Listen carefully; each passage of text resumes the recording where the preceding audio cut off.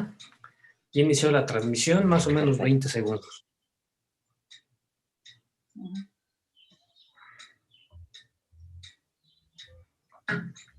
Ya inició la transmisión, más o menos 20 segundos.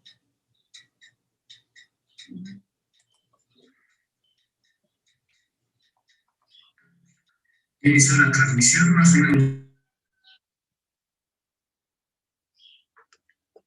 Hola, ¿qué tal? Buenas tardes. Soy Amanda Delgado, responsable técnica del laboratorio, y les doy la bienvenida a las charlas de lingüística del Laboratorio de Lingüística de la Escuela Nacional de Antropología e Historia, y este es un espacio abierto dedicado a los estudiantes de la ENA y a todos los interesados en poder platicar sobre temas de documentación lingüística, revitalización y reclamo lingüístico.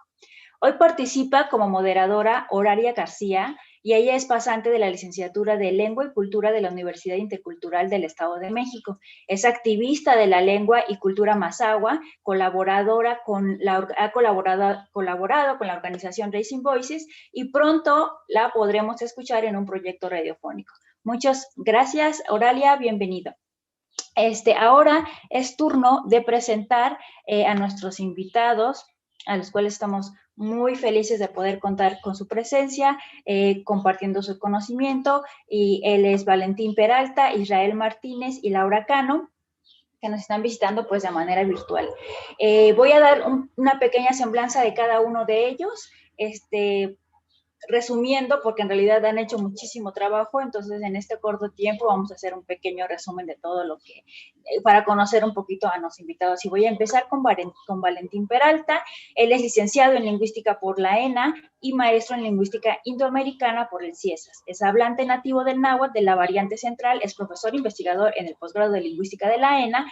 Su proyecto se centra en la documentación, descripción y análisis de distintas variedades del náhuatl actual y del clásico, así como de estudios comparativos de las lenguas de la familia Yutonagua y lenguas mesoamericanas. Ha publicado varios capítulos de libro y artículos sobre la morfosintaxis del náhuatl. Israel Martínez Corrimpio es profesor investigador de la licenciatura de Lingüística de la ENA, responsable de las materias de lengua indígena, morfosintaxis y morfología, doctor en Lingüística por la Universidad Nacional Autónoma de México y Lingüística Indoamericana de Investigación y Estudios Superiores en Antropología Social del CIESAS. Licenciado en Lingüística por la Escuela Nacional de Antropología e Historia, y ha publicado artículos en revistas y capítulos de libros sobre lenguas yucatecanas. Trabaja en la descripción de las lenguas mayas yucatecanas y ha sido profesor invitado de la licenciatura de Etnología de la ENA, el posgrado de Lingüística de la ENA y el posgrado de Estudios Mesoamericanos de la UNAM. La profesora Laura Rodríguez Cano es licenciada en Arqueología, maestra en Historia y Etnohistoria por la ENA y doctora en Estudios Mesoamericanos por la UNAM. En 1996, su tesis de Arqueología obtuvo el premio INA. Actualmente es profesora investigadora de la ENA, responsable del proyecto Geografía Histórica de la Mixteca Baja, Toponimia y Espacio Político del siglo XVII y XVIII. Es miembro del SNI y participante del proyecto que ahora presentamos en esta charla, que se titula Documentación de las Lenguas Indígenas de México, Tradición Oral y Documentación Histórica para el Fortalecimiento de la Investigación Científica y la Enseñanza de las Lenguas Indígenas, y es parte del cuerpo académico Sistemas de Escritura y Registros de Tradición Oral en Lenguas de México. Especializa en los sistemas de escritura del noroeste de Oaxaca, representados en inscripciones y códices. Entre sus textos más recientes destaca el libro Entre glifos y glosas mixtecas, un acercamiento al análisis de los logogramas del códice Egerton 2019 y copia del libro de escritura en documentos y códices de 2017. Pues bueno, hicimos una breve semblanza de todos ellos. Muchísimas gracias por acompañarnos, a todos también los que están siguiendo la transmisión vía YouTube, por Facebook.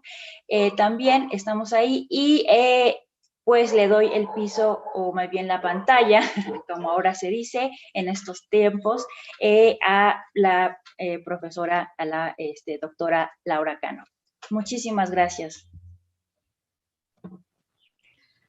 Hola, buenos días. En realidad, aunque voy a ser vocera de esta presentación, me da mucho gusto que nos hayan invitado a los tres. La idea de la charla de hoy es un poco dar una visión general del trabajo en relación a al proyecto que tenemos, y quizá a lo mejor en futuro como ser más concretos en diversos temas que abordamos. Pero sí nos interesaba mucho, pues de alguna manera dar, mostrar y que la gente conociera el proyecto que tenemos en la escuela. Entonces, me voy a permitir compartir la pantalla. Ustedes me dicen si se ve.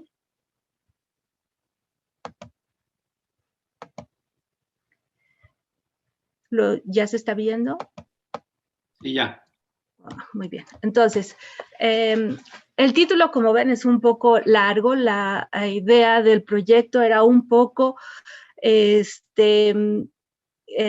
que la ENA se centrara sobre todo en dos aspectos que tienen una tradición muy grande en México y en lo que se llama Mesoamérica, que es la palabra, la tradición oral, que en muchos de los códices lo vemos representado con la vírgula de la palabra, que los personajes enfrente tienen este contacto de comunicación al respecto. Y por otro lado también la gran tradición que existe sobre la escritura pintada en códices, y me permití aquí también poner la imagen de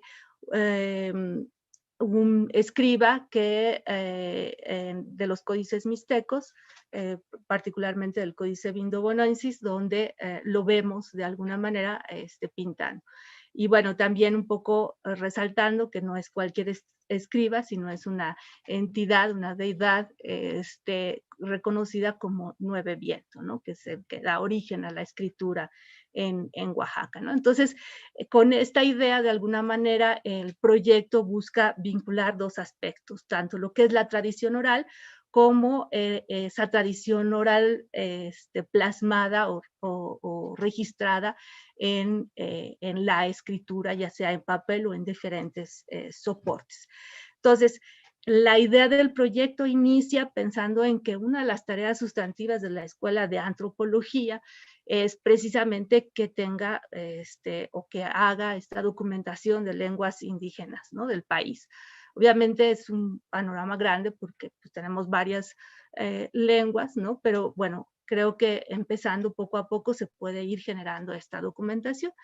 Y lo otro también, pues con esta idea de que hay varias lenguas originarias que se están perdiendo, que tenemos pocos hablantes, incluso en algún momento Valentín, Israel comentaban que pues también en el caso de los hablantes con mayor número que se tiene, que es el náhuatl y el maya, pues también hay una pérdida al respecto. Entonces, con estas dos ideas centrales se propone el proyecto, y evidentemente el proyecto pues tiene, o sea, no solo inicia en 2017 hasta la fecha, sino que tiene como sus antecedentes en las líneas de investigación que cada uno de nosotros tenemos en la ENA, y también con la conformación del cuerpo académico que existe en la ENA, ¿no? Como parte de los apoyos que hemos podido tener del sistema de escritura y registros de tradición oral en lenguas de México, que un poco tiene esta idea de la documentación tanto oral como escrita de las lenguas. En ese tenor, hace ya algunos años se organizaron seminarios invitando a tanto alumnos como especialistas de diferentes universidades, un poco para discutir y ver cómo era el análisis y la documentación sobre todo de textos en lenguas indígenas. Y pensando un poco en que tengan esta introducción de quiénes somos nosotros, estos antecedentes con las líneas de cada uno, como bien se decía en la presentación que nos hizo Amanda, pues uno de los participantes del proyecto es Israel Martínez Corripio, y él pues en realidad con su línea de investigación básicamente está haciendo documentación y análisis lingüístico de las lenguas yucatecanas, ¿no? Y uno de los objetivos principales pues es el registro y análisis del Lacandón del Sur, y ese registro y análisis pues consiste en los resultados que ha obtenido en obtener listas de palabras y también análisis morfológicos, el estudio sobre los verbos, y a través de la recuperación de varias narraciones. Entre ellas van a ver que varios de los textos tienen que ver incluso con recetas de cocina y otros aspectos.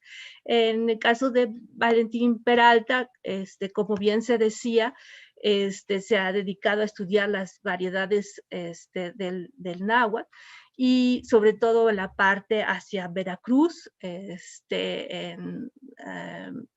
también en el Estado de México, en Amanalco en Amanalco, que es Texcoco, y en Temascaltepec y a Momola, también en el Estado de México. Y también ha visto el náhuatl hacia Morelos, ¿no? Pero algo que es muy interesante de la participación de Valentín en este proyecto es que une dos cosas. Una parte que es la tradición oral de la lengua, ¿no? A través de estas variantes del náhuatl, pero también su interés hacia el náhuatl clásico registrado en documentos del siglo XVI, XVII y XVIII. Entonces, es como un vínculo entre Israel y yo, ¿no? Porque se dedica un poco también tanto a la tradición oral como al registro de esa lengua en documentos, ¿no? Y en mi caso, a partir del proyecto de geografía histórica La Mixteca Baja, lo que ha venido haciendo el proyecto ya desde hace varios años es el rescate de archivos locales que generalmente siempre están como en bodegas y llenas de tiliches de muchas cosas, ¿no? Y son paquetes llenos de polvo muchas veces, y que con acuerdo con las autoridades hemos estado rescatando varios de esa documentación, que muchas veces va desde 1600. No hemos tenido todavía la suerte de encontrar documentos del 16, pero de 1600 hasta siglo XIX, muchos de ellos, pero que todavía están inscritos varios de ellos en la lengua mixteca y náhuatl, ¿no? Y entonces el proyecto lo que hace en ese rescate, sobre todo el registro fotográfico, y después pues la transcripción y el análisis de esa documentación colonial. Se centra básicamente en dos cosas por los intereses que hemos tenido, es en revisar las glosas toponímicas y los antropónimos registrados en ambas lenguas, y sobre todo además de la documentación colonial, en códices y mapas. Aquí puse como una forma de cómo trabajamos, ¿no? Entonces, por acuerdo a las comunidades, ellos nos dan hospedaje, ¿no? Y estamos un tiempo, generalmente puede ir de una semana a incluso 30 días del trabajo del archivo, en donde pues de los paquetes se van limpiando, se van poniendo en guardas y se va digitalizando, ¿no?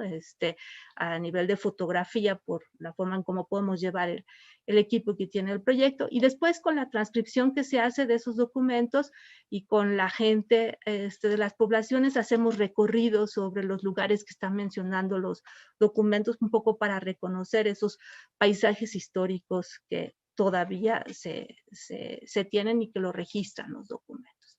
Es así que las tres líneas que tenemos de alguna manera se centran en este proyecto que queremos ahora presentar, pues con el objetivo central, como decía al inicio, de crear un acervo de lenguas indígenas en la ENA, que tenga varios soportes, tanto la fotografía como, en el caso de la documentación en textos coloniales, como el audio y el video, ¿no?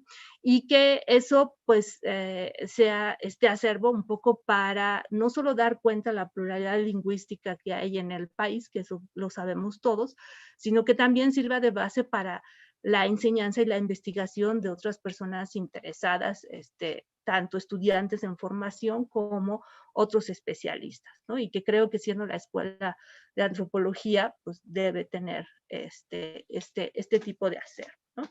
Ahora, qué objetivos particulares ha tenido el proyecto de acuerdo a quienes participamos. Entonces, inicialmente, cuando se dio apoyo al proyecto en 2017 por parte de la Escuela Nacional de Antropología e Historia, Israel, bueno, especialista en las lenguas del maya yucatecano, empezó a hacer las grabaciones en audio y video con los hablantes del maya yucateco en la ciudad de México, ¿no? Creo que fundamentalmente, si no me equivoco, y me corregirá Israel, de la colonia cercana a la ENA, la Isidro Favela, ¿no? Entonces, se empezó a documentar cómo se hablaba ese maya yucateco en la ciudad.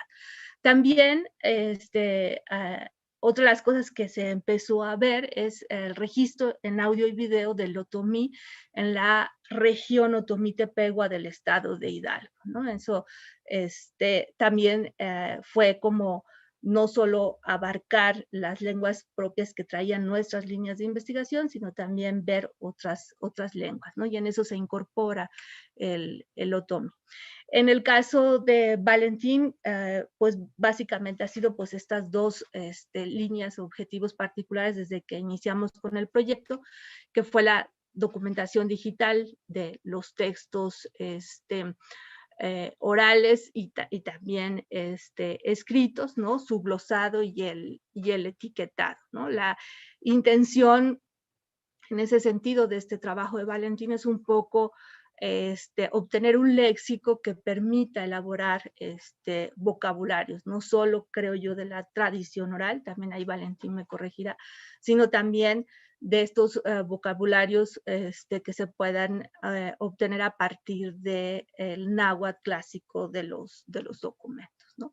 Y que eso no solo se ha pensado para la ENA y los especialistas, sino que también sea de utilidad para las comunidades de las variantes del náhuatl que se trabaja. Y en nuestro caso, como decía, pues es esta parte, la documentación digital. Nos hemos centrado mucho en lo que es el noroeste de Oaxaca y suroeste de Puebla, precisamente por la gran colaboración que hemos tenido con los cronistas del Consejo de la Crónica, que eso ayuda o ha facilitado la apertura de varios de los archivos y de los documentos. Aquí solo pongo un ejemplo de una de las actas de bautizo en lengua mixteca, ¿no? Y cómo, bueno, han estado en proceso de transcripción. Creo que una de las lecturas que se mandó era un poco dar cuenta de estos importantes documentos en lengua mixteca, y que en un inicio nos interesó mucho por las palabras en mixteco que aparecían al margen, que tenía que ver con la toponimia, ¿no? Uno de los objetivos del proyecto de la línea de investigación que seguimos, ¿no?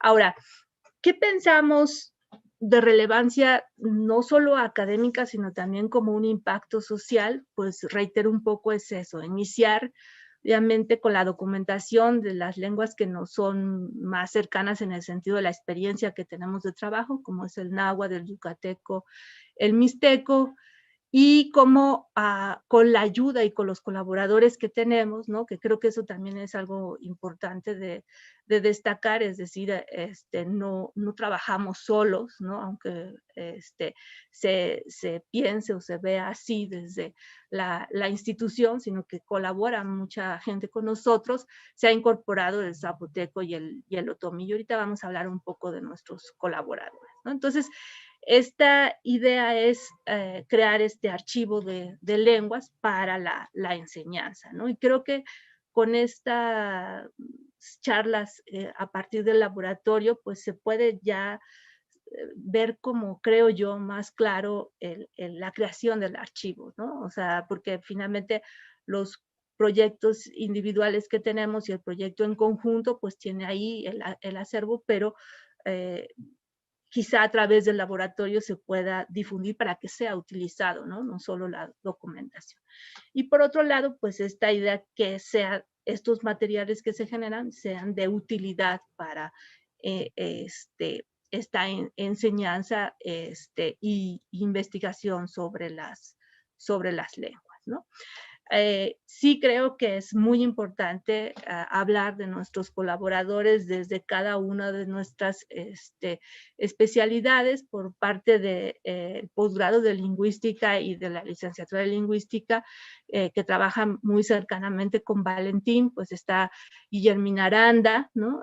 Jazmín Hernández y Andrés Martínez, que de alguna manera pues apoyan esta labor de documentación. Y a partir de la etnohistoria,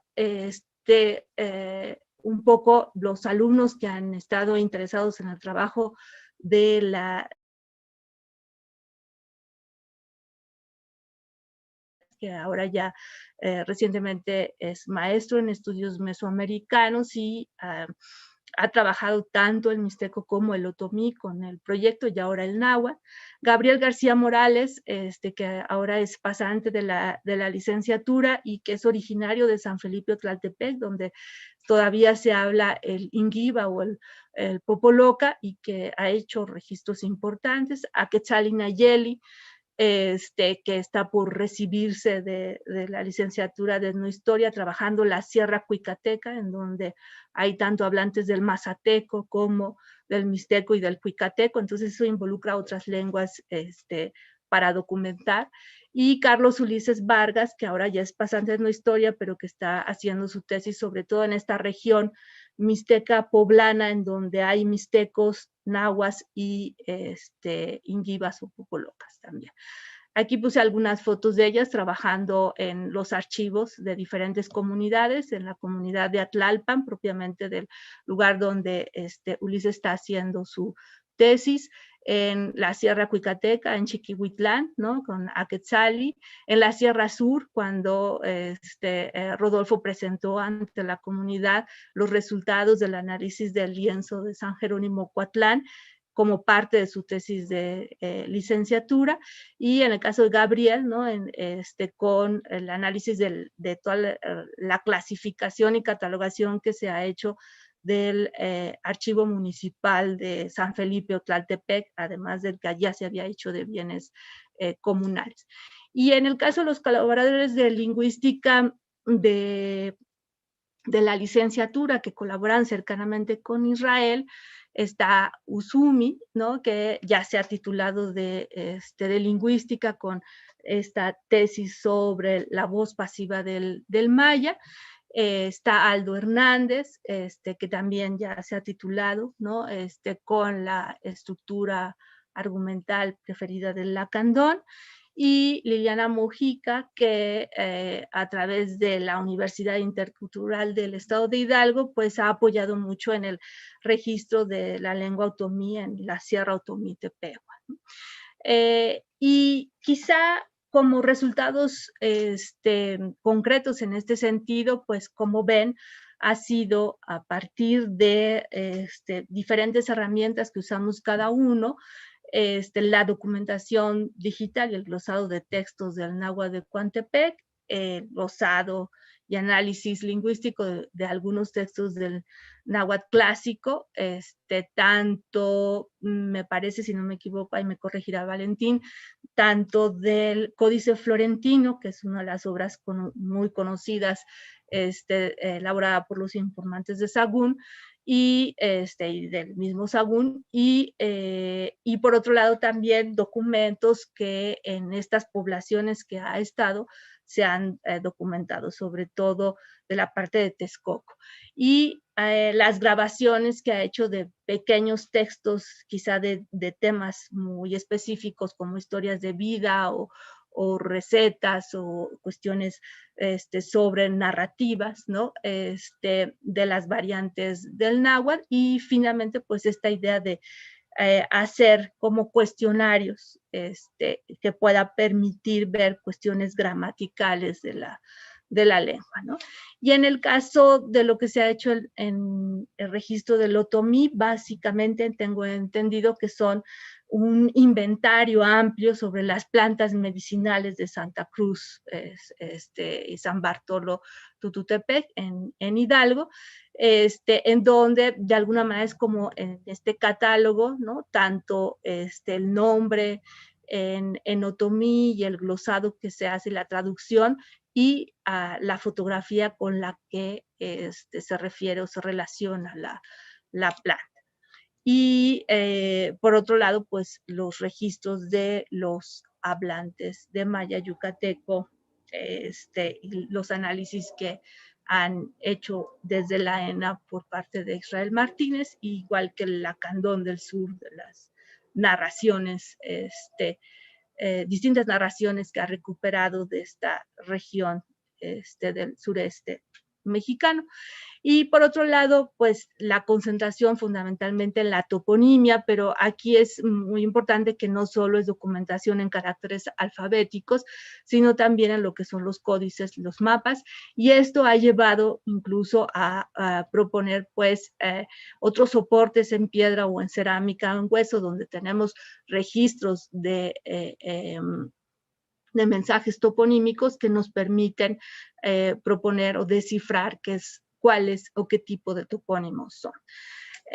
Como decía, con los cronistas, pues hemos podido acceder a varios archivos sorprendentes del sureste de Puebla. Algunos de sus documentos están en el Archivo General de la Nación, como el Códice de Cuetzala, pero también hay mucha documentación en lengua náhuatl, sobre todo, por ejemplo, cuentas de la iglesia o cómo se van registrando, ¿no?, los gastos o las compras que se hacen para las distintas fiestas religiosas. Ahora estos documentos están siendo trabajados en gran parte por Rodolfo Rosas como parte de su tesis de doctorado, y creo yo que uno de los esfuerzos muy grandes, sobre todo para la documentación colonial del zapoteco de la Sierra Sur, fue precisamente la tesis de Rodolfo, ¿no?, en donde documenta varios códices, entre ellos no solo el de San Jerónimo, sino el de San Miguel Coatlán, en donde aquí está el dibujo que le hace del códice completo, porque está en la comunidad separado, y como no solo las glosas entre los personajes, sino toda la parte reversa del verso del documento está escrito en zapoteco, y el análisis que hace del mismo, del texto en zapoteco de Coatlán, ¿no?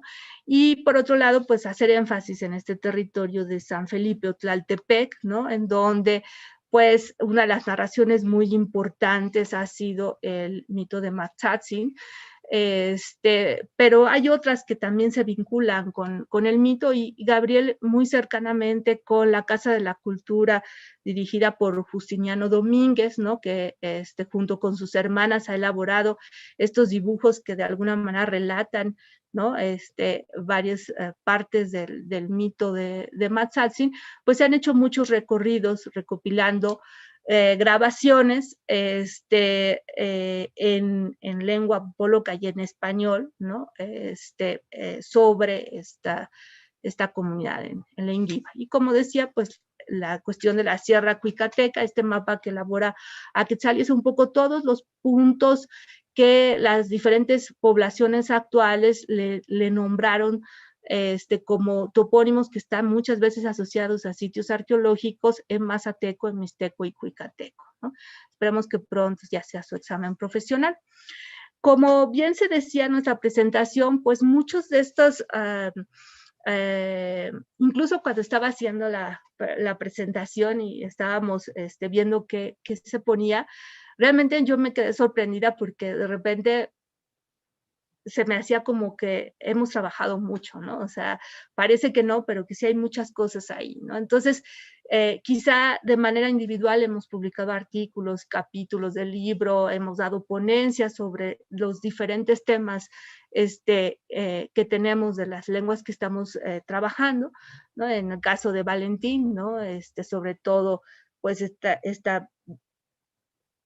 los textos relacionados con el náhuatl, pero sobre todo profundizando cuestiones gramaticales particulares que se notan tanto de la tradición oral como de los textos.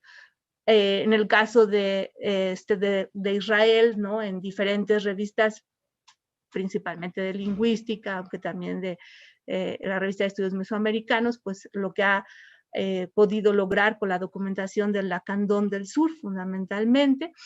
Y lo que por parte del proyecto hemos hecho, sobre todo con los registros en piedra, ¿no? Y la relación que tiene con este desciframiento de las escrituras a partir de la documentación de textos orales. Pero yo quisiera resaltar algo que nos parece muy importante y que creo que es uno de los mayores logros que hemos hecho en conjunto, que es precisamente la edición de obras en donde se involucren publicaciones no solo de los especialistas invitados y de los profesores investigadores de la ENA, sino también de los estudiantes en formación.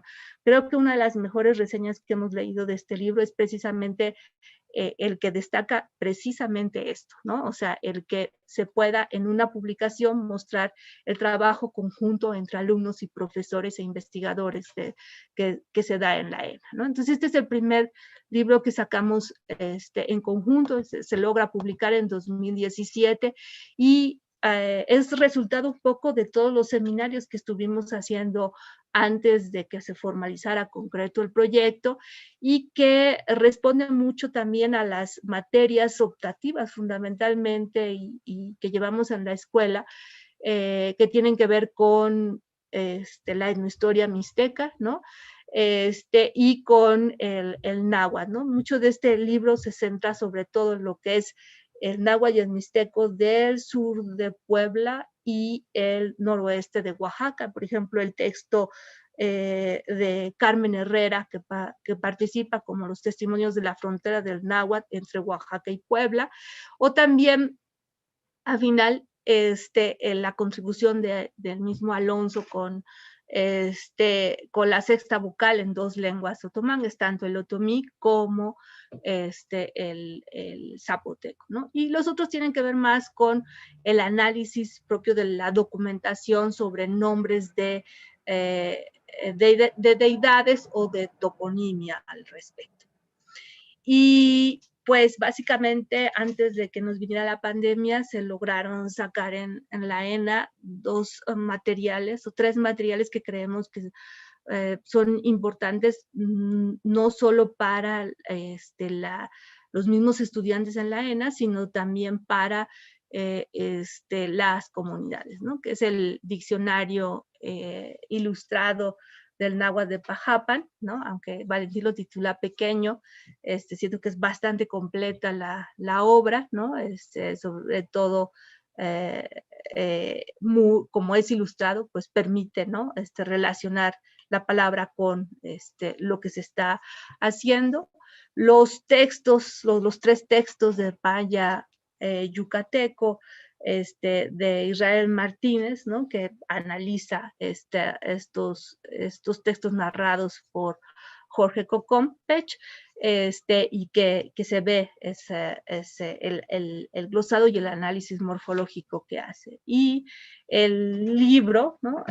Sobre particularmente en el Códice Egerton o el llamado Sánchez Solís también, en donde pues se ve un poco esta relación que se tienen entre lo que son los glifos o el sistema de escritura antiguo mixteco relacionado con las glosas que presenta el documento, ¿no? Básicamente las glosas que presentan y los glifos que tenemos en el códice que se narra son topónimos y antropónimos, ¿no? Entonces es un análisis sobre cuáles son esos elementos que constituyen y cómo es la relación con el registro escrito en caracteres alfabéticos de las glosas mixtecas.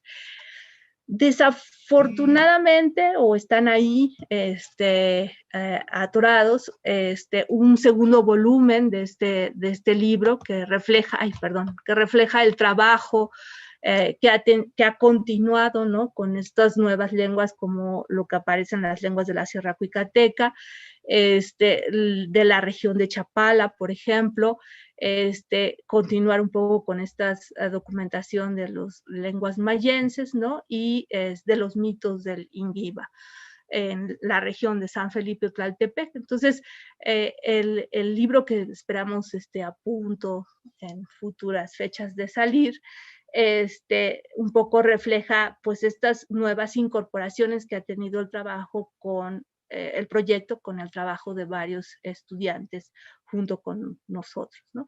Y el año pasado también, para dar cuenta un poco de los registros de documentación que hemos hecho tanto en el Otomí de la Sierra como en Texcoco y en la región de Yucatán,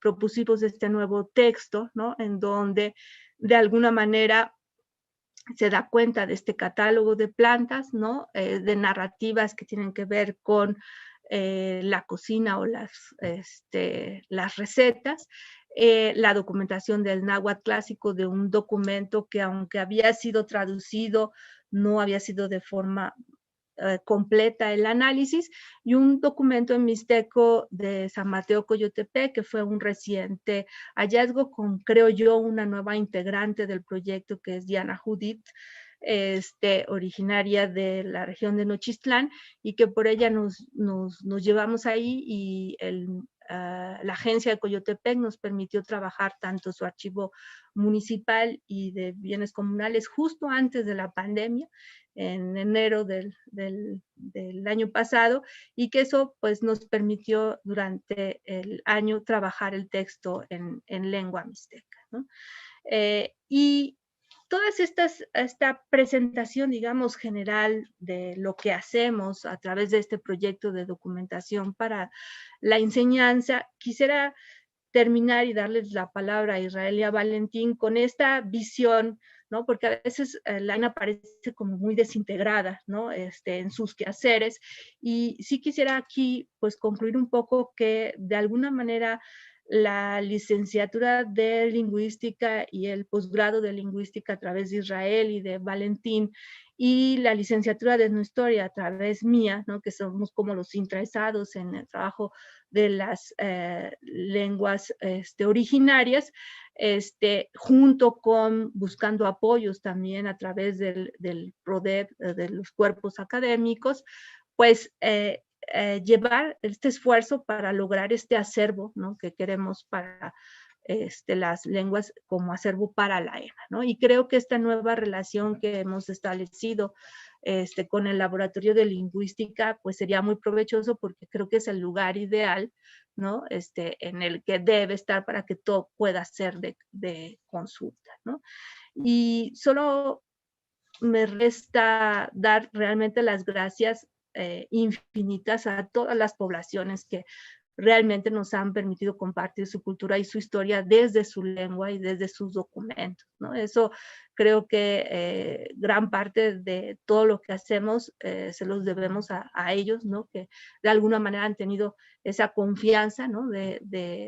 de compartir sus conocimientos y su documentación, ¿no? Entonces, yo creo que sin ellos pues no se podría hacer este esfuerzo, ¿no? No sé si dejaría aquí la presentación y le daría la palabra a mis compañeros. Voy a dejar de compartir.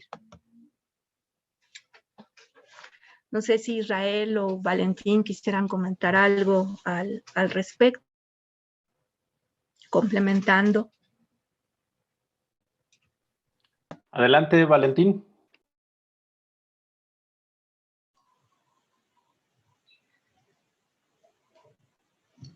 Bueno, buenas tardes y muchas gracias por la presentación de Laura y por los organizadores, Amanda y Oralia, que está presente.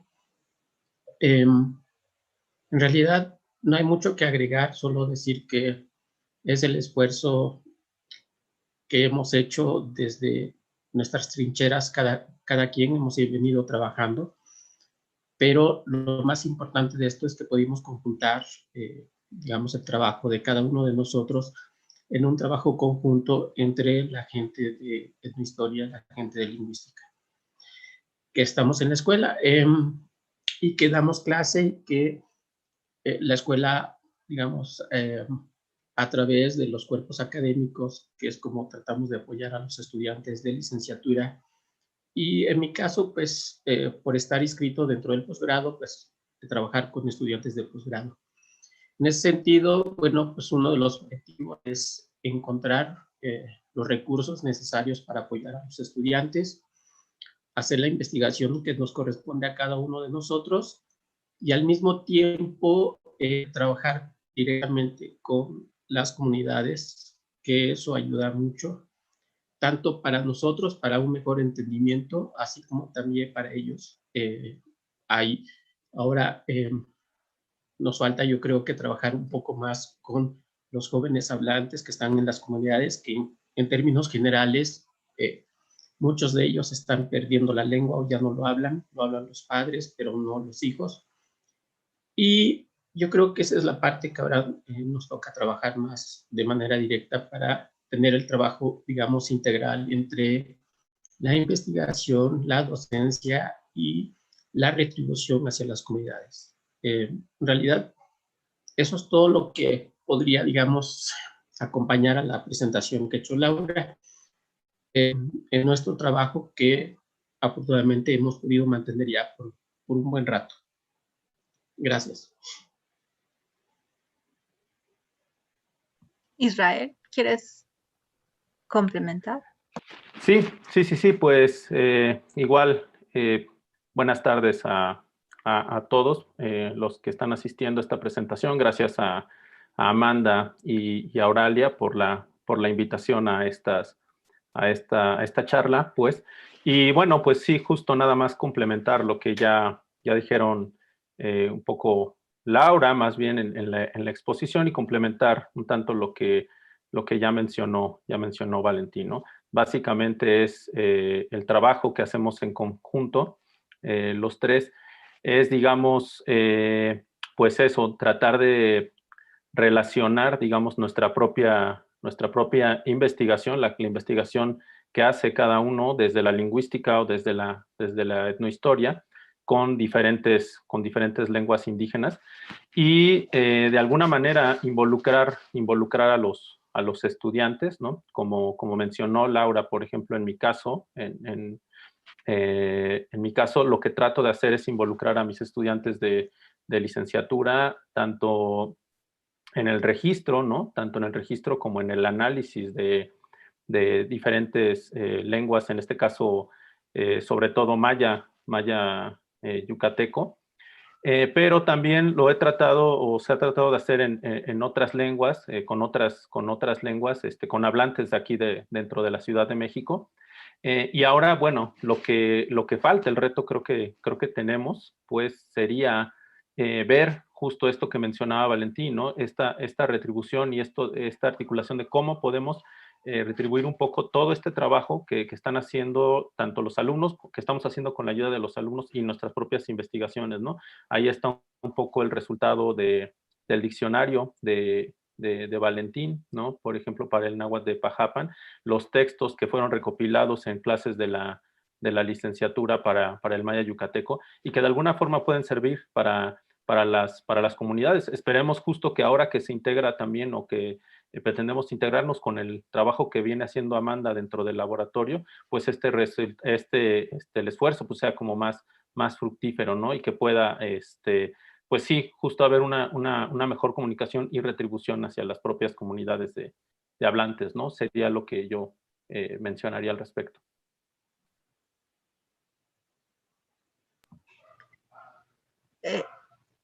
Por ahí estaba viendo una pregunta que decía si la ENA tiene licenciatura en traducción de lenguas indígenas como el náhuatl. Pues propiamente no. En historia, por ejemplo, sí se lleva 2 semestres de lengua indígena, particularmente de traducción de textos del náhuatl, ¿no? Pero creo que perdón por el perro de mis vecinos, que son muy latoso, pero lo que aprenden ahí sirve para analizar otras lenguas, ¿no? Por ejemplo, el caso de Rodolfo, de Aquetzali, pues la base fue el náhuatl, pero eso les ayudó para entender las gramáticas y los diccionarios de otras lenguas como el mixteco o el zapoteco, y pudieron hacer su trabajo propiamente de las otras lenguas, pero como tal no hay una licenciatura. Sí, creo que en lingüística también tienen como una especialidad, pero les daría la palabra a tanto a Valentín como a Israel en ese. Adelante, Valentín. Bueno, no, la escuela no cuenta con una licenciatura, digamos, que se encargue de la traducción. De hecho, o sea, la escuela tiene 7 especialidades, de las cuales, pues por los objetivos de la licenciatura en lingüística, pues llevan 3 cursos de lengua indígena, y etnohistoria también por, digamos, los objetivos de la carrera llevan 2 semestres de lengua indígena. Y algunas otras especialidades como etnología y en otras ocasiones antropología social han tomado cursos de lengua indígena, pero en general solo las 2 especialidades, que es etnohistoria y lingüística, las que llevan materias de lengua indígena. En general no se enfocan a las cuestiones de traducción, sino se enfocan más bien a cuestiones de entendimiento gramatical para que puedan ser aplicados, como dice Laura, pues el conocimiento hacia otras lenguas indígenas. Por la enorme tradición o por la historia que coincide entre, digamos, el descubrimiento y la conquista de México, pues el náhuatl ha sido favorecido en ese sentido por el momento histórico en que vivían, digamos, el imperio. Y la conquista, entonces, el náhuatl fue favorecido para que los frailes documentaran, digamos, el náhuatl en gran escala. El náhuatl, pues como ustedes saben, es una de las lenguas con mayor número de hablantes, y al igual que el maya, pues las lenguas mayas. Y en ese sentido, las lenguas, tanto náhuatl como maya, se cuentan con vocabularios y con gramáticas, y facilita, digamos, su enseñanza, porque los frailes se enfocaron mucho de eso digamos, en los primeros años después de la conquista. El náhuatl ha sido, digamos, históricamente una de las lenguas que ha sido, digamos, la enseñanza en muchas instituciones, tanto religiosas como ya de manera oficial, pero es muy difícil tener, digamos, la enseñanza de otras lenguas, y ha habido muchos, digamos, intentos. Siempre se intenta dar clases de otras lenguas en la escuela.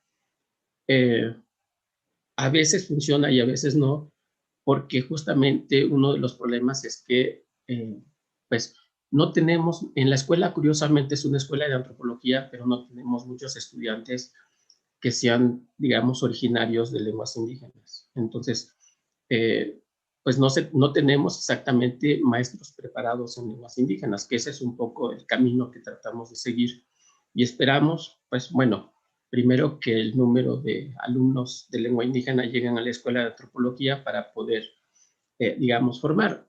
En mi caso está Andrés Martínez Martínez, que es un hablante del náhuatl de la Huasteca, y que, bueno, ahora es pasante.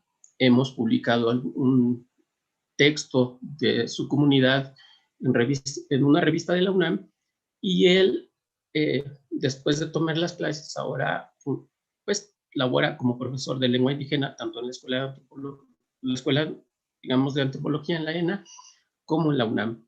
Entonces, poco a poco estamos integrando, digamos, nuestro trabajo. Cada vez se va integrando, digamos, hablantes de lengua indígena, y esperamos simplemente que con nuestro trabajo podamos seguir ampliando. Yo creo que eso es lo que comentaría.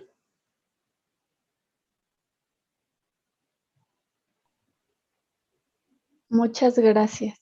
Bueno, en el chat de YouTube nos envían saludos desde Guatemala, Chiapas, Veracruz. Algunos de ellos son hablantes de lenguas como el tzotzil, pucomam y tenec. También pues hay diferentes profesionistas, hay enfermeras, docentes e investigadores. Le agradecemos mucho la presentación, y ahora voy a pasar a una pregunta para la doctora Laura. ¿Cómo ha sido el trabajo multidisciplinario usted como etnohistoriadora a la par de los lingüistas? Bueno, creo que voy a comentar como una anécdota. Cuando me recibí de arqueología y que en mi examen estaba Román Piñachán, ¿no? Famoso arqueólogo, en mi tesis hablaba sobre la lengua, algo que era importante para poder descifrar, y Piñachán me decía, ¿pero qué vas a hacer con la lengua? No hay necesidad de la lengua. Y bueno, después de ya muchos años, creo que lo que mucho sé, creo, de la lingüística se lo debo a Valentín, ¿no? Como profesor del náhuatl, también a Polo, ¿no? Cuando llevé en estudios mesoamericanos la lengua. Entonces, desde mi perspectiva, el acercamiento con los lingüistas ha sido grato, ¿no? Aunque sé que, por ejemplo, en el caso sobre todo de la escritura en códices y en inscripciones en piedra, sobre todo que me dedico a los topónimos, ahí como de repente decir, bueno, ¿para qué se traducen los topónimos? Si es un nombre, ¿no? Los nombres no se traducen, ¿no? Es un poco la postura que tienen los lingüistas, y un poco la postura que vemos desde nuestra historia es que analizar el nombre nos permitiría entender la forma en cómo, al menos en la época prehispánica, colonia se representaba, ¿no? Para ver qué códigos o convenciones se tenía. Por eso hacemos énfasis en la traducción. Entonces, de repente, a veces parece que lo que hacemos no es muy claro para los lingüistas, incluso términos que utilizamos, ¿no? El mixteco es una lengua tonal, por ejemplo, y entonces lo que se ha visto desde los estudios de Alfonso Caso es que hay ciertos signos gráficos que juegan con la lengua. Voy a poner un ejemplo. El tapete de plumas es para nombrar un lugar que está en un llano, en un plano, ¿no? Pero ¿por qué las plumas? Porque en un tono en mixteco es pluma y en otro tono es llano. La palabra es yoso, no lo estoy pronunciando con los tonos debidos, lo tenemos como registro en diccionarios coloniales. Entonces, ese ha sido un poco el acercamiento, decir, bueno, pues no son homófonos porque son palabras distintas, pero ahí vemos como el juego, ¿no? Sin embargo, para mí ha sido como grato, pues este acercamiento que hemos tenido los tres, ¿no? Y lo repito porque en la ENA de repente no se da mucho esta colaboración en conjunto, y entonces creo que pues desde nuestras trincheras nos hemos como entendido y logrado esta parte importante del registro y de la documentación de la lengua, ¿no? Entonces, y algo que me ha gustado mucho es, pues, ese acercamiento con las comunidades, ¿no? O sea, cuando recuerdo que en el registro de las actas de bautizo de Igualtepec, el padre en ese entonces era el padre Germán España, originario de Tlaxiaco, y hablaba el mixteco de Tlaxiaco, ¿no? La variante.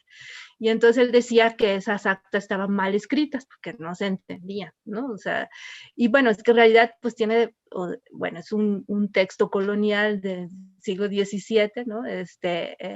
Pero además pues reporta pues la variante de la región del noroeste de Oaxaca, ¿no? Entonces cuando le empezamos a decir más o menos qué existía, decía, ¿a poco dice eso?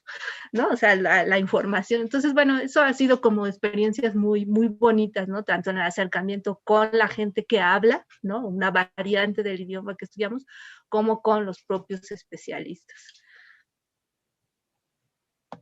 Muchas gracias. Pues usted nos ha hablado de varias maneras en cómo participan los colaboradores de las comunidades, ¿no? En el acompañamiento, por ejemplo, lo que mencionaba ahorita, pero también, durante la investigación, ¿usted cree necesario realizar una capacitación a quienes la apoyan o sí un tipo de entrenamiento?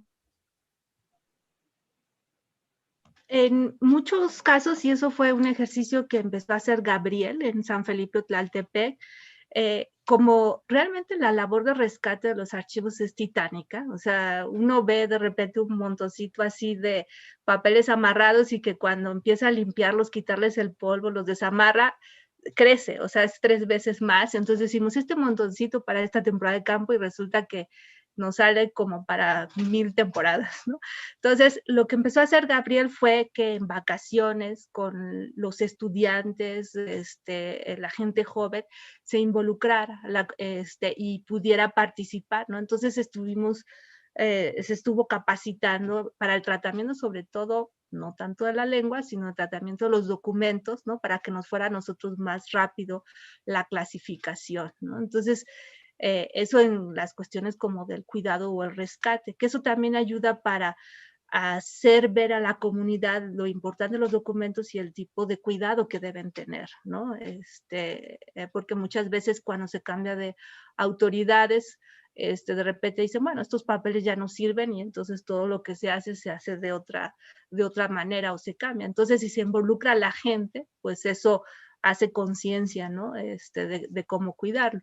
Y en ese sentido ha sido interesante porque cuando nos dicen, ¿y aquí qué dice? Y entonces de repente aparece como una palabra del nombre de un paraje en Ingiba, entonces nos empiezan a narrar historias, ¿no? Y entonces ha sido como esa parte, con el trabajo de Gabriel ha sido muy interesante, ¿no? Porque pues es una retroalimentación tanto para nosotros como para ellos, pero capacitación propiamente lingüística no hemos hecho porque no tenemos esa especialidad, ¿no? Más bien capacitación como para el cuidado de la documentación. Muchas gracias, doctora. También nos gustaría que nos compartieran su respuesta el doctor Israeli Valentín con respecto a la misma pregunta. Adelante, Valentín. Está bien. Bueno, el trabajo, digamos, lingüístico puede ser bastante pedestre a veces, estar preguntando por palabras a las personas, pero una de las cosas que es muy importante es el reconocimiento del tiempo de las personas. No todas las personas, o sea, digamos, no todas las personas de una comunidad están interesadas en su lengua. Eso es lo primero que tendríamos que pensar. Hay muchas personas que sí están interesadas y eso es lo más importante para nosotros. O sea, es decir, a mí me ha tocado trabajar en comunidades en donde hay una clara distinción entre la pérdida de la lengua con valores culturales, más o menos siguiendo la propuesta de los antropólogos lingüistas de los esposos Gil, que trabajaron en Tlaxcala, donde consideran que la pérdida del náhuatl es pérdida de respeto. Entonces, a mí me ha tocado trabajar en la comunidad de Pajapan, en donde consideran que perder el náhuatl es perder parte de su vida. Y consideran que hoy hablan náhuatl como con respecto a la alimentación. Hoy comen arroz con frijol. Y arroz con frijol es hablar un náhuatl mezclado entre palabras nuevas del español con palabras viejas del náhuatl. A esas personas, digamos, y a ese conocimiento, pues puede ser retribuido de distintas maneras. Y una de ellas es que, como dice Laura, trabajar directamente con ellos, o yo en mi caso, o sea, yo tengo colaboradores, para mí no son informantes, porque son mis colaboradores, en el sentido de que en varios lugares donde he estado, pero principalmente en Pajapan, me han considerado como parte de su familia. O sea, no soy un extraño que llega a esa comunidad, sino que somos parte de una familia amplia, que por eso les agradezco mucho. Pero también quitarles el tiempo, es el tiempo de trabajo, y yo sí, en realidad, trabajo con ellos pagándoles un poco más de la jornada que digamos, que se tiene destinado en la región, porque les quito el tiempo. Y la distancia entre la Ciudad de México y la comunidad de Pajapan, pues me quita mucho tiempo. Entonces, hay distintas maneras de retribución a ellos, y una de ellas tiene que ver con la formación de los jóvenes. O sea, yo conocí niños hablantes, o sea, bebés, que hoy están en secundaria, que están digamos, en prepa, y los materiales que yo he dejado, o sea, yo elaboré un diccionario de más o menos como 12,000 entradas del náhuatl de Pajapan, Y yo se los dejaba a las hijas de mis colaboradores que iban a la escuela y ellos empezaban a rayar y a utilizar todo ese material. Porque no había nada, o sea, no hay nada en las comunidades, digamos, de material. Entonces, para mí era una gran fortuna que tenían interés las niñas para palabras que ellos no conocían o que los utilizaban de otra manera. Entonces, yo creo que el trabajo entre los antropólogos o los lingüistas con relación a las comunidades es diversa, no puede ser de una sola manera, porque depende de los intereses también de la gente. En ese sentido, yo puedo decir que he corrido con la fortuna de estar con gente interesada. Pero por otro lado, también puedo decir que el trabajo de levantar datos, de grabar, siempre es en colaboración con ellos, porque ellos utilizan desde las grabadoras hasta las cámaras para hacer las videograbaciones. O sea, ellos participan directamente con ellos, digamos, con el trabajo. Y las personas que han colaborado conmigo han aprendido a escribir su lengua. Entonces, eso para mí es fundamental, pero para ellos también es importante, ¿sí? Entonces, bueno, por eso mencionaba al final de mi anterior participación que falta mucho trabajo de integración entre la investigación, la docencia y la capacitación de jóvenes para poder que ellos mismos decidan sobre su lengua, ¿sí? Mantenerla o no, pues va a depender de los objetivos y los intereses particulares de cada de ellos, porque los contextos en distintas comunidades son totalmente distintas, ¿sí? Bueno, pues, no sé si Israel quisiera comentar más al respecto, pero esa sería mi posición. Pues sí, bien, como bien lo menciona Valentín, creo que cada comunidad es un caso particular, pues yo puedo hablar por la experiencia que tengo de los últimos años trabajando en la comunidad de Lacanjachan Sayab con hablantes de Lacandón del Sur. Y sí, ahí en tanto mi experiencia es en cuanto a que hay personas, digamos, que están interesadas, digamos, de alguna forma transmitir su lengua, el conocimiento de su lengua a personas ajenas a la comunidad, ¿no? La experiencia de ellos ha sido un tanto complicada, ¿no? Con antropólogos y con lingüistas que llegan, que son ajenos a la comunidad y que pues que no han retribuido mucho, ¿no? Entonces ellos se muestran un tanto escépticos respecto a la labor que uno como antropólogo o lingüista llega a hacer ahí. Dentro de mi experiencia, pues, es que conocí a personas que me ayudaron, ¿no? Me ayudaron en mi labor. Pero estas personas, cuando yo les decía que si no estaban interesadas como en aprender a escribir su lengua o que si estaban interesadas en aprender cuestiones de lingüística, no manejo de grabadoras y demás, como que no se interesaban mucho en realidad, porque bueno, yo les trataba de hablar un poco acerca de la preservación de la lengua, o sea que es importante que ellos continúen manteniendo la lengua viva, y me decían, bueno, es que la lengua de nosotros se ha mantenido viva durante muchos años sin necesidad de que llegue la gente de fuera, ¿no? O sea, nosotros la mantenemos viva porque todos los días le estamos hablando, no necesitamos que alguien venga a decirnos que la preservemos porque la hablamos, ¿no? Entonces, era como, ¿no? Y había el caso de personas, pues, que sí se interesaban mucho en el trabajo que yo estaba haciendo, por ejemplo, del registro de narraciones, ¿no? De historias de vida, ¿no? Prácticas culturales, ¿no? De la comunidad, sí se interesaban mucho, y de hecho eran las mismas personas, ellas me ayudaban a hacer la transcripción de los textos que yo recopilaba, y ellos, si bien no lo hacían por medio del registro digital, tenían sus propios apuntes y ellos mismos, pero eran personas contadas que de alguna forma habían tenido instrucción previa respecto al registro de su propia lengua. En este caso, con estas personas en particular que sí tenían un conocimiento, digamos, la manera en la cual yo hacía el reconocimiento, y más que reconocimiento es como que sí hay un trabajo en conjunto.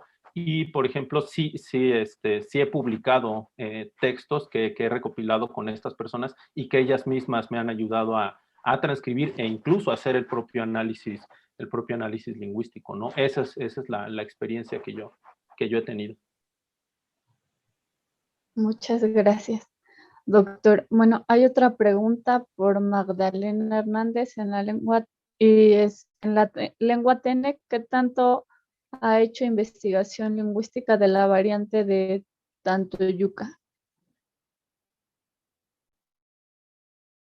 Bueno, en mi caso no es, hay actualmente una colega que se integró al cuerpo docente de la licenciatura de lingüística que trabaja con el TENEC, Marisa.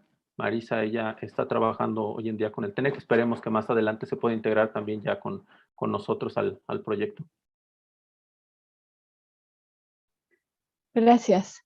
Hay otra pregunta por Carlos Salinas. Dice, ¿la intención del proyecto también pretende abarcar a más lenguas indígenas como las del norte?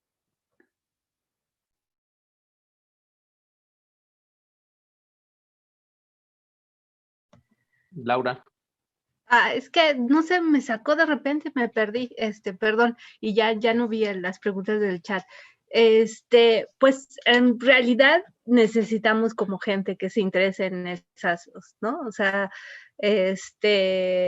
mucho de lo que nos ha llevado, por ejemplo, en el caso de rescatar ciertos archivos, ha sido por precisamente los estudiantes, ¿no? O sea, en el caso de Aquetzali, que su familia es de allá de la sierra, pues pudimos entrar gracias a pues esa parte de abertura, ¿no? Y colaborar en los archivos. El rescate de ahora de Coyotepe, pues también fue por Diana. Entonces, mucho de cómo trabaja el proyecto no solo es la labor directa que ha hecho por muchos años en la región, sino sobre todo Oaxaca y Puebla, sino por los mismos estudiantes que ingresan al proyecto y que están interesados, que son originarios de las comunidades, aunque en muchos casos no aprendieron el idioma. Por ejemplo, en el caso de Aquetzali, pues ya no le enseñaron, aunque puede entender a veces lo que se dice, pero no lo habla, por ejemplo, ¿no? Entonces, entran por ese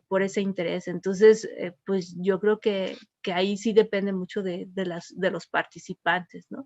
Siento que, por ejemplo, en el caso de hacia Oaxaca y Puebla, pues, sobre todo Oaxaca, que tiene como tantos municipios, ¿no? Pensemos que un municipio que tiene varias agencias del rescate de sus archivos, al menos tenemos 3 instituciones que tienen fuentes, que son el municipio, bienes comunales o ejidales según la organización que tengan, y las parroquias, ¿no? Las iglesias. Además, hemos encontrado población que tienen sus propios documentos, las familias, ¿no? Entonces, a veces las familias se acercan y nos dicen, yo tengo estos documentos viejos, ¿qué le puedo hacer, no? Y entonces ya les enseñamos cómo los pueden cuidar, etcétera. Entonces, ahí sí creo que, por eso digo que es una labor titánica en el caso del rescate de los documentos y que necesitamos gente que colabore, ¿no? O sea, es que no es una labor de una sola persona, ¿no? Y que pues eso ayuda a la formación. Entonces, ¿qué tanto hacia el norte? Pues va a depender de los colaboradores que tengamos. No sé si Valentín o Israel, hacia la lingüística, ¿cómo lo ven?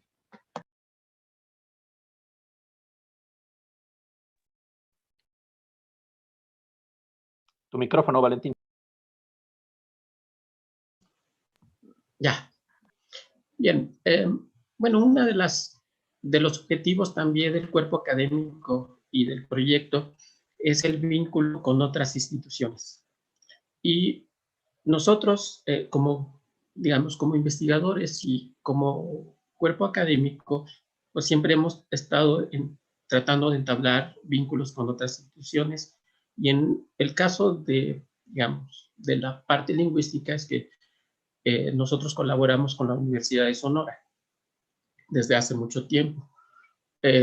Y eso es muy importante porque hay una retribución tanto académica como, digamos, de formación.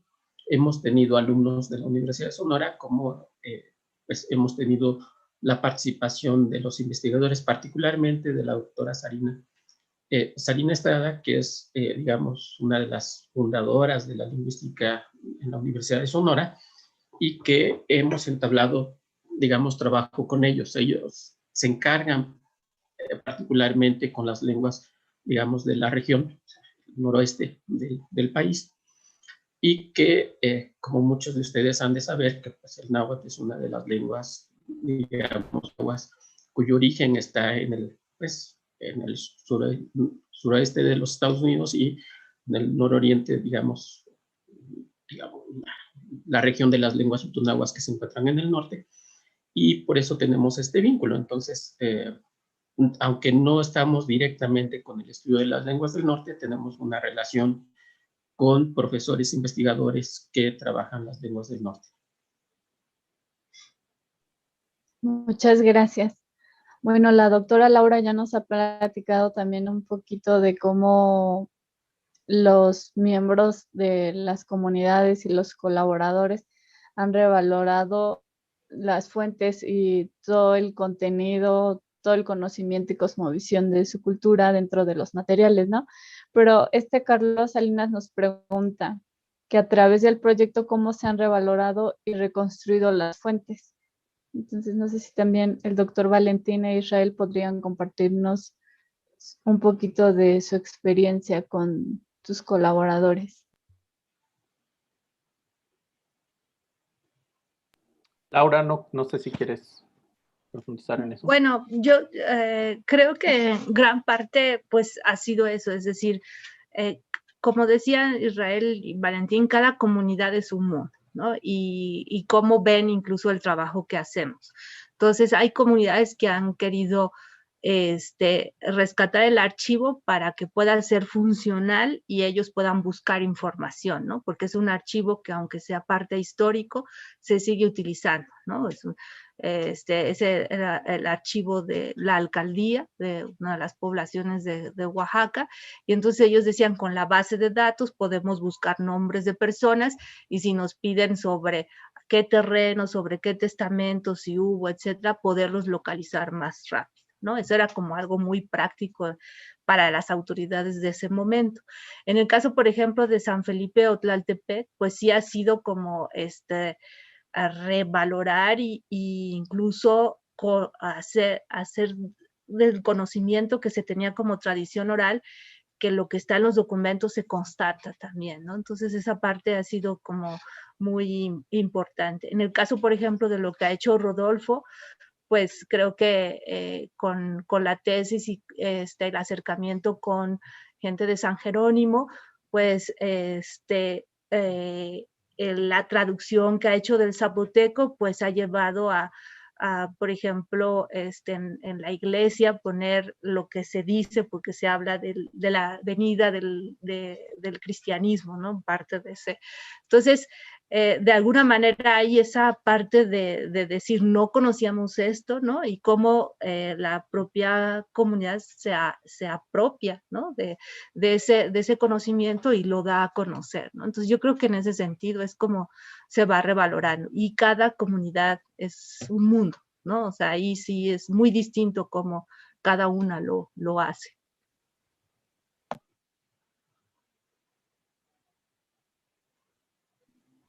Valentín. Bueno, yo podría simplemente tal vez completar o complementar 3 casos particulares acerca de, digamos, la colaboración entre el trabajo que hago con la comunidad. El primero que quisiera mencionar, que muy poco se conoce, es el caso de Almomoloa en Temazcaltepec, el Estado de México. Cuando yo visité la comunidad hace unos años, iba con estudiantes de posgrado para ver si hacían su tesis ahí.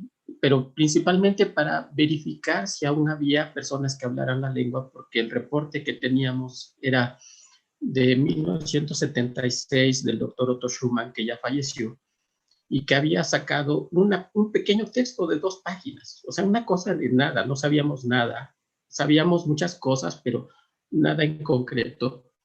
Y cuando llegamos, pues hablamos con las autoridades y recuerdo muy bien que la persona que fungía como presidente municipal dijo, bueno, pues yo lo hablo, pero no quiero colaborar con ustedes porque mi mujer murió hace 20 años y desde que murió mi mujer ya no tuve con quién hablar y por lo tanto, pues no me siento capaz como para recordar palabras. Y sobre todo, le recordaba mucho a su mujer, entonces no quería, digamos, o sea, estaba interesado, pero tenía un sentimiento, digamos, encontrado. Y nos mandó a buscar a varias personas. Había una señora, una ya muy grande, que estaba llegando casi los 100 años. Hablaba muy bien, era una persona que casi era monolingüe, pero que no hablaba nada de español, pero ya había perdido el oído. Y en ese momento llegó una niña a buscarnos, dijo, ¿ustedes son los que quieren hablar con gente que habla la lengua? No, pues que sí, dice, es que mi mamá los anda buscando. Y era una señora joven, unos 30 y tantos años, que traía dentro de su delantal un cuaderno tamaño profesional, que quería checar porque ella había hecho notas en años anteriores. Ella había llegado a estudiar hasta la secundaria, que no sabía muy bien escribir, pero que tenía mucho interés en saber escribir su lengua. Y al revisar su cuaderno, realmente estaba lleno de recuerdos en náhuatl. O sea, no solo palabras, tenía frases que ahora sí como se dice, como a Dios le dio a entender, escribió su lengua. Y bueno, dejé a un estudiante ahí para que trabajara con ella.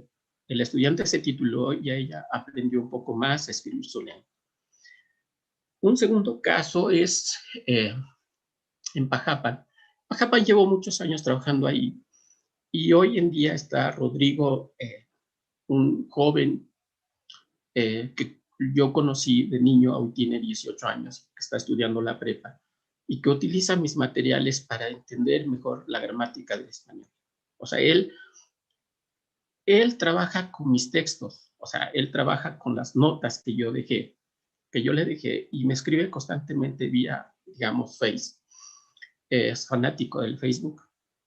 Me llega a escribir, yo no tengo Face, pero tuve que hacerlo por él, porque me llega a escribir para consultar cómo se escribe, ¿sí? Entonces, en caso contrario, yo le escribía para que me dijera cómo se dice tal palabra y él me escribe para preguntarme si lo que escribió está bien, porque él piensa ser maestro y yo la verdad espero, porque yo lo conocí cuando era pues un niño como de 4 o 3 años, ¿sí?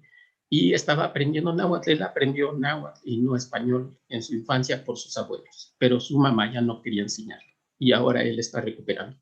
Y el tercer caso de colaboración es que seguramente los que les encanta YouTube, por ahí han de encontrar una canción que se llama así, lo pueden buscar porque lo he visto varias veces, una canción que se llama Nikan, que es una canción en colaboración con pues una compañía discográfica de California que trabaja directamente con Yanni, un artista griego, y que es una canción donde la cantan unos niños hablantes en náhuatl de la región de la montaña de Texcoco. Y yo serví de enlace con ellos para que la escuela bilingüe pudiera tener al menos ventanas, puertas, y que fuera un poco más funcional porque la infraestructura estaba muy, digamos, escasamente limitada, o sea, no tenía más que los salones y poco material. Por fortuna, eso lo pudimos establecer en compañía con el músico, cantante. Entonces, hay muchas maneras de colaborar con la gente. Y como mencioné al principio, todo depende de cuál es el interés de la gente. Es decir, tanto puede ser solamente útil para nosotros como puede ser de mucha utilidad para la comunidad. y yo creo que es una etapa muy importante para las comunidades que puedan tomar, digamos, decisiones sobre su lengua, ¿sí? No solo su lengua, sino su comportamiento con respecto a su propia comunidad. Porque nosotros estando de fuera o siendo de fuera, pues se vuelve difícil. Ni siquiera, digamos, en la misma comunidad de donde yo soy, puedo tomar decisiones si no son decisiones de comunidad con la gente, y porque las condiciones en cada región son totalmente distintas, ¿sí? O sea, digo, el racismo, la discriminación y todos los factores socioeconómicos que imperan dentro de las comunidades, pues son factores para poder bien utilizarlo y revertirlo, o simplemente es el camino para no quererlo usar. Pero los jóvenes, yo creo que los jóvenes tienen el poder ahora para poder decidir si van a mantener su lengua o no. No sé, Israel. Sí, pues igual, o sea, como comentarlo en base a la experiencia que yo he tenido, ¿no? En trabajo de campo, pues por ejemplo, igual, ¿no? A manera de anécdotas, como lo comenta Valentín. En mi caso, esto de cómo la propia comunidad de hablantes revalora estas fuentes o lo que ya hay, estos documentos que ya hay sobre su propia lengua, es algo interesante. Por ejemplo, recuerdo algo que ocurría cuando iba a trabajo de campo con alumnos de la licenciatura de lingüística a zonas mayas de Campeche.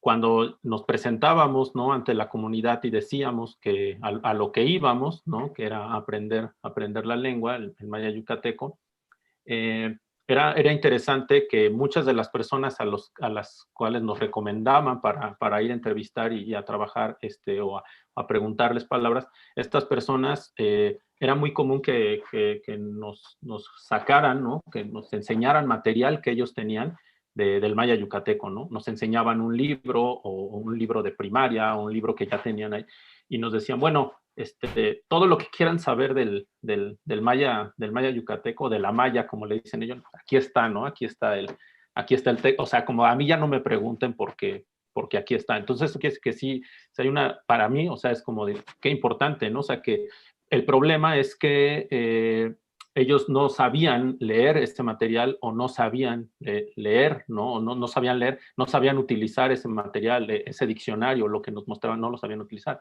Entonces creo que sí hay una revalorización, o sea, en el hecho de ver como su lengua escrita, ¿no? En un material, en un documento, sí lo están revalorizando, pero no le están dando como un uso, ¿no? Particular, ¿no? No está siendo funcional en realidad. Y esto mismo me ocurrió en el caso del Lacandón del Sur. No hay prácticamente materiales y documentos documentos escritos en esta lengua. Prácticamente no hay. Y me ocurrió un poco lo mismo.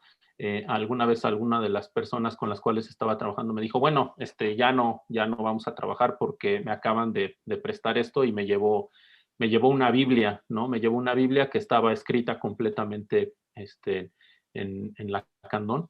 Y me dijo, pues aquí está todo lo que quieras saber, ¿no?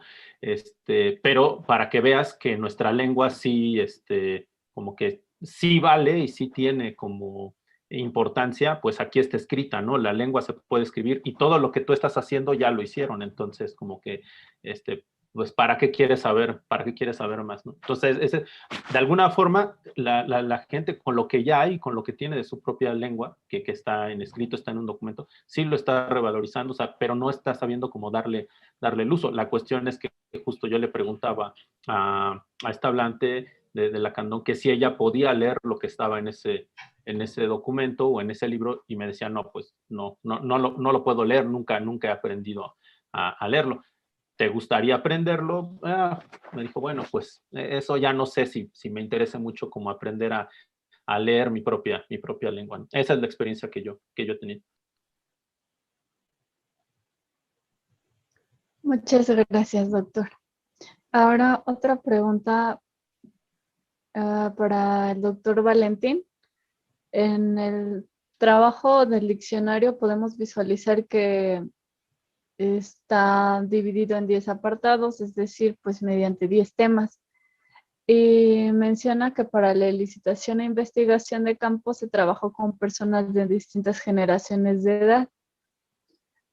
¿Los colaboradores fueron solo personas de adolescente adultos o también los niños? Porque mencionó que los niños son, me parece, así le entendí, que ellos sí entienden la lengua, solo que les están dando las clases y toda la enseñanza escolarizada en castellano.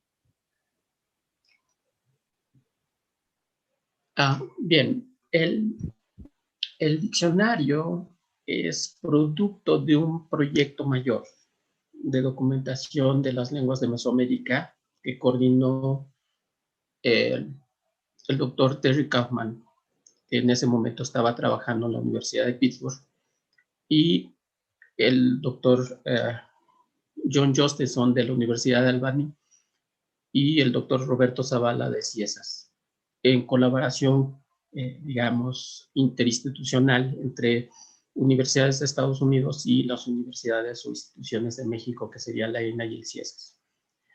En un primer momento era sacar léxico, obtener léxico para la reconstrucción histórica, estrictamente académica. Pero dentro de ese proceso de investigación también estaba destinado para el descifre de la estela de la mojarra de Veracruz. Y al hacer mi trabajo con el náhuatl de Pajapan, pues yo trabajé principalmente con el señor, pues Rafael y otros, bueno, eran más de 8 personas con quienes trabajé, que tenían sus familias, sobre todo jóvenes y niños, y estaban naciendo los nietos. Y los nietos, como Rodrigo, me tocó la fortuna de verlos no hablar español, no aprendieron español, pero había otros nietos que estaban aprendiendo nada más español. Algunos niños que hoy son jóvenes ya aprendieron náhuatl, no de los padres, sino de los abuelos. Este pequeño diccionario, dividido en 10, digamos, secciones, lo hicimos de manera conjunta con las hijas de Rafael y otras personas que consideraron que esos temas son los más importantes de la comunidad. ¿Sí? O sea, no es una decisión, digamos, mía, sino es una decisión de ellos mismos que consideraban que son los temas culturales más importantes para ellos, que va desde el nacimiento y el cuidado de los bebés hasta el trabajo comunal. Entonces, y las imágenes las fuimos eligiendo entre, digamos, las hijas de Rafael y yo, y ya después solicitamos digamos, a las autoridades que tenían, digamos, en su poder las imágenes que nos facilitaran para la publicación. Entonces, es un tipo de trabajo conjunto, ese material. Como bien lo mencionó Laura, pues nos tocó la pandemia, ya no los pudimos distribuir en la comunidad, solo envié las formas digitales, ¿sí? Pero me parece que ese tipo de materiales son de utilidad para, digamos, para ellos, porque ellos tomaron la decisión de que así tendría que estar organizado los temas culturales. Ese sería, digamos, mi comentario al respecto. Muchísimas gracias, doctor. Bueno, pues ya estamos por cerrar. Yo me despido de ustedes agradeciendo su presencia, su tiempo, todo ese conocimiento y experiencia que nos están compartiendo hoy. Y pues gracias también a mis compañeros del laboratorio, a Mónica que estuvo colaborando con la parte técnica y a nuestra maestra Amanda que nos está coordinando. Muchas gracias y pues les cedo la palabra a Amanda. Gracias. Gracias. Pues sí, el tiempo pues se nos agotó, quedaron más preguntas, ¿no? Del público, de alumnos de la ENA que están por ahí y bueno, se las pasaremos si les interesa a ustedes también conocer por las dudas que hay como de todo, de todos, ¿no? Pues no me queda él por esta charla donde todos hemos aprendido mucho y esperamos poder repetir otra charla cada uno de los invitados tal vez que nos cuenten más acerca de sus proyectos individuales, porque vemos que esto es un grandísimo trabajo, entonces necesitamos más tiempo para conocer a detalle. Y pues gracias a Auralia, al Departamento de Difusión de la ENA, a Gabriela y a Octavio por todo su apoyo como siempre, y gracias a la participación de todos que han seguido la transmisión, por haberse conectado, por sus preguntas y por el interés pues en la Escuela Nacional de Antropología, en lo que se hace en la Escuela Nacional de Antropología y pues por las lenguas indígenas pues de México. Pues muchísimas gracias a todos ustedes. Y pues damos por terminada esta sesión. Gracias. Gracias. Gracias, gracias.